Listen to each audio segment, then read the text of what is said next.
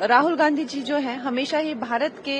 Against, और चाहे वो इकोनॉमी हो, चाहे वो हमारे डिफेंस फोर्सेस हो, वो हमेशा जो है वो एंटी इंडिया उनकी सोच है और भारत के अगेंस्ट हमेशा बोलते हैं। तो आने वाले समय में भी हैं और लोगों को भी ध्यान रखना चाहिए कि वो भारत की अस्मिता को, अखंडता को और सबसे ज्यादा तो उनके मनोबल को किसी तरह की ठेस न पहुंचाए। तो राहुल गांधी जी जो हैं हमेशा ही भारत के अगेंस्ट, और चाहे वो इकोनॉमी हो, चाहे वो हमारे डिफेंस फोर्सेस हो, चाहे वो हमारी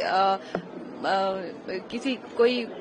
जो दुश्मन देश हैं उनके पक्ष में बोलना हो, हमने हमेशा देखा है कि वो हमेशा जो है वो एंटी इंडिया उनकी सोच है और भारत के अगेंस्ट हमेशा बोलते हैं। तो ये एक बहुत ही वेलकम मूव है बाय द सुप्रीम कोर्ट कि उन्होंने उनको इस तरह की फटकार लगाई है। अब आने वाले समय में भी हैं और लोगों को भी ध्यान रखना चाहिए कि वो भारत की अस्मिता को, अखंडता को और सबसे ज्यादा तो उनके मनोबल को किसी तरह। राहुल गांधी जी जो हैं हमेशा ही भारत के अगेंस्ट, और चाहे वो इकोनॉमी हो, चाहे वो हमारे डिफेंस फोर्सेस हो, वो हमेशा जो है वो एंटी इंडिया उनकी सोच है और भारत के अगेंस्ट हमेशा बोलते हैं। तो आने वाले समय में भी हैं और लोगों को भी ध्यान रखना चाहिए कि वो भारत की अस्मिता को, अखंडता को और सबसे ज्यादा तो उनके मनोबल को किसी तरह की ठेस न पहुंचाए। तो राहुल गांधी जी जो हैं हमेशा ही भारत के अगेंस्ट, और चाहे वो इकोनॉमी हो, चाहे वो हमारे डिफेंस फोर्सेस हो, चाहे वो हमारी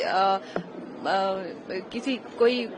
जो दुश्मन देश हैं उनके पक्ष में बोलना हो, हमने हमेशा देखा है कि वो हमेशा जो है वो एंटी इंडिया उनकी सोच है और भारत के अगेंस्ट हमेशा बोलते हैं। तो ये एक बहुत ही वेलकम मूव है बाय द सुप्रीम कोर्ट कि उन्होंने उनको इस तरह की फटकार लगाई है। अब आने वाले समय में भी हैं और लोगों को भी ध्यान रखना चाहिए कि वो भारत की अस्मिता को, अखंडता को और सबसे ज्यादा तो उनके मनोबल को किसी